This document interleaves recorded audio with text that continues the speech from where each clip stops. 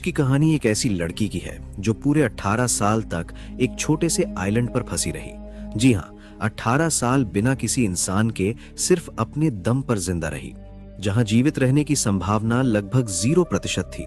फिर भी इस लड़की ने अद्भुत हिम्मत दिखाते हुए ये कर दिखाया। दिन में जलती धूप, रात में कड़ाकेदार ठंड, महीनों तक भूख, चारों तरफ केवल खुला आसमान और समंदर। फिर भी उसने हार नहीं मानी। जीवित रहने के लिए उसे ऐसे ऐसे काम करने पड़े जिसे सुनकर आपके रोंगटे खड़े हो जाएंगे। और ये कोई फिल्मी कहानी नहीं, बल्कि एक सच्ची घटना है। तो इस वीडियो को अंत तक जरूर देखें और ऐसे ही रोंगटे खड़े कर देने वाली सर्वाइवल स्टोरी के लिए हमारे चैनल को सब्सक्राइब करना ना भूलें। 1835 का साल था और कैलिफोर्निया के तट से कई मील दूर सैन निकोलस आइलैंड पर निकोलेनियो जनजाति पीढ़ियों से रहती आई थी। उस समय इस छोटे से द्वीप पर लगभग 200 से 300 लोग रहते थे। वहां के लोग अपना जीवन पूरी तरह समुद्र और द्वीप के संसाधनों पर निर्भर करते थे। दिन में वो मछली पकड़ते, समुद्री जीवों का शिकार करते और किनारे के जाल और चट्टानों से भोजन जुटाते। कुछ छोटी मोटी फसलें जैसे आलू उगाते। जब कोई बीमार पड़ता तो द्वीप पर उगने वाली जड़ी बूटियों और पारंपरिक तरीकों से इलाज किया जाता। रात आते ही आग जलती और उसके चारों ओर लोग गीत गाते, नृत्य करते और अपने रीति रिवाज निभाते। जन्म से मृत्यु तक का हर काम इसी छोटे द्वीप में होता था। यही उनका पूरा संसार था। लेकिन साल 1814 में इस शांत और सुकून भरे जीवन पर अचानक संकट टूट पड़ा। उस साल अलास्का से आए एलिट और रूसी शिकारी द्वीप पर आ गए और वहां के लोगों और उनके संसाधनों पर हमला करने लगे। कई लोगों को जबरदस्ती अपने साथ ले जाया गया, कुछ की हत्या कर दी गई और कुछ को घायल हालत में छोड़ दिया गया। इस बार बार की हिंसा और लूटपाट ने निकोलेनियो जनजाति को बहुत कमजोर कर दिया और उनकी संख्या तेजी से घट गई। 1835 तक द्वीप पर केवल लगभग 18 से 20 लोग बचे थे। इसी समय दिसंबर 1835 में एक स्कूनर जहाज जिसका नाम पैस नादा था, द्वीप के पास आया। जहाज पर आइजैक स्पार्क्स सहित कुछ स्थानीय नाविक सवार थे। उनका काम था जो बचे हैं उन्हें सुरक्षित मुख्य भूमि पर पहुंचाना। जुआना मरिया, जो लगभग 31 वर्ष की युवती थी, वो भी जहाज पर चढ़ने वाली थी। पर उसी बीच उसने देखा कि उसका एक बच्चा या कोई घायल परिवार का सदस्य जहाज तक नहीं पहुंचा। उसने जहाज के कप्तान से कहा, अभी आ जाऊंगी, और लौटने के लिए दौड़ पड़ी। कुछ मौखिक किस्सों के अनुसार वो उस समय अपने एक बेटे या घायल व्यक्ति को लेने के लिए जहाज से कूदी। कुछ बयानों में कहा गया कि ये बच्चा उसका ही था और वो उसे सुरक्षित लेकर लौटना चाहती थी, जबकि कुछ में कहा गया कि घायल व्यक्ति पहले हमले में घायल हुआ था और वो उसे लेने गई।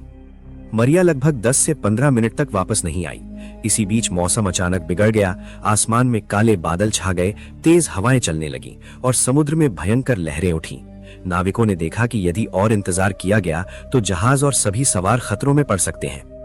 सुरक्षा को देखते हुए कप्तान ने आदेश दिया कि जहाज चलाया जाए और प्योर एस नादा द्वीप से रवाना हो गया। जुआना मरिया जहां दौड़ कर गई थी, वहीं वो वापस नहीं आई। इस छोटी सी देर ने उसका पूरा जीवन बदल दिया। एक पल पहले वो अपने समुदाय के बीच थी और अगले पल वो अकेली, असुरक्षित और बिना किसी साथी के रह गईं। यही वो रात थी जिससे जुआना मरिया का सबसे खतरनाक जीवन अध्याय शुरू हुआ।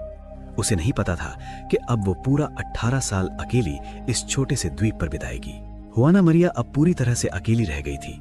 उसके चारों ओर सिर्फ खुला आसमान था, दूर दूर तक फैला अनंत समुद्र और बीच में एक छोटा सा टुकड़ा जमीन जो अब उसका पूरा संसार बन चुका था। पहली रात उसने वहीं की एक पुरानी झोपड़ी में गुजार दी।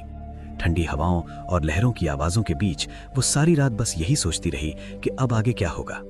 सुबह होते ही उसे एहसास हुआ कि जो कुछ भी पहले से यहाँ पड़ा है, टूटे बर्तन, कुछ लकड़ियां और फटे कपड़े, वो कुछ ही दिनों में खत्म हो जाएगा। अब उसे सब कुछ अपने दम पर करना होगा। और यही वो दिन आ जब उसकी असली परीक्षा शुरू हुई।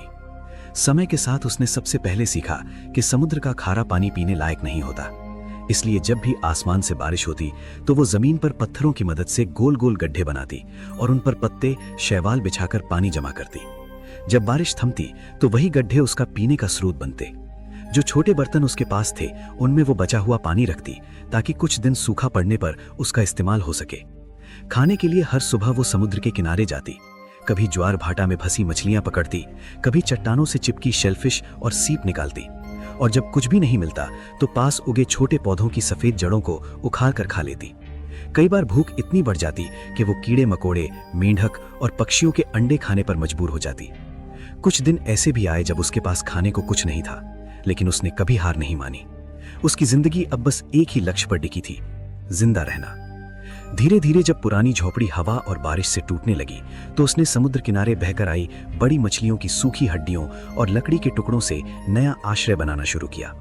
वो उन हड्डियों को जमीन में गाड़कर ढांचे की तरह खड़ा करती और ऊपर लकड़ियों, सूखी घास और पत्ते बांधकर छत जैसी आकृति देती। उसका ये छोटा सा घर, जिसे उसने अपने हाथों से बनाया था, अब उसका एकमात्र सुरक्षित ठिकाना बन गया था। ठंड से बचने के लिए उसने कपड़े भी खुद तैयार करने शुरू किए।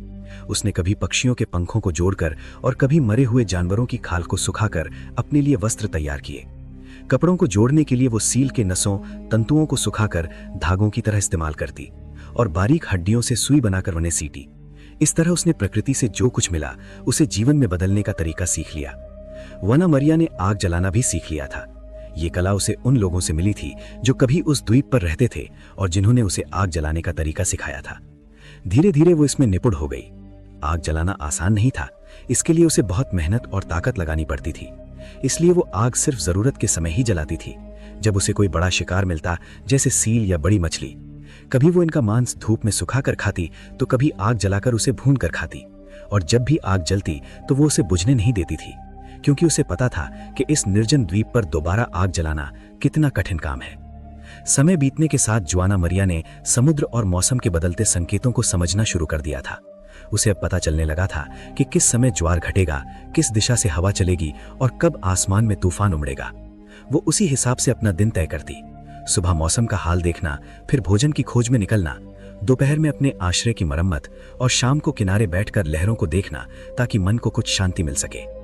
अकेलेपन से बचने के लिए उसने अपने मन को कामों में उलझाए रखा। रोज किसी न किसी चीज का लक्ष्य रखती।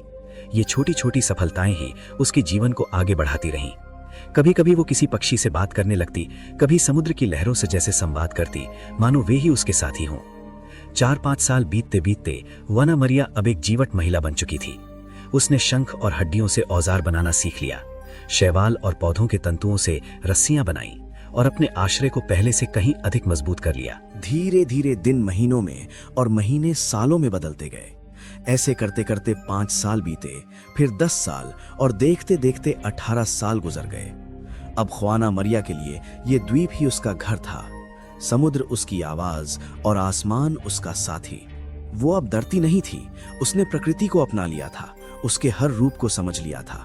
कभी कभी वो किनारे बैठकर लहरों को देखती और सोचती कि शायद एक दिन कोई जहाज आएगा, पर जब नहीं आता तो वो चुपचाप मुस्कुरा देती, क्योंकि अब उसने खुद को इतना मजबूत बना लिया था कि उसे किसी और की जरूरत नहीं रही। ख्वाना मरिया ने सैन निकोलस आइलैंड पर पूरे 18 साल अकेले गुजार दिए। ना कोई साथी, ना कोई आवाज, सिर्फ समंदर की लहरें और आसमान का बदलता रंग।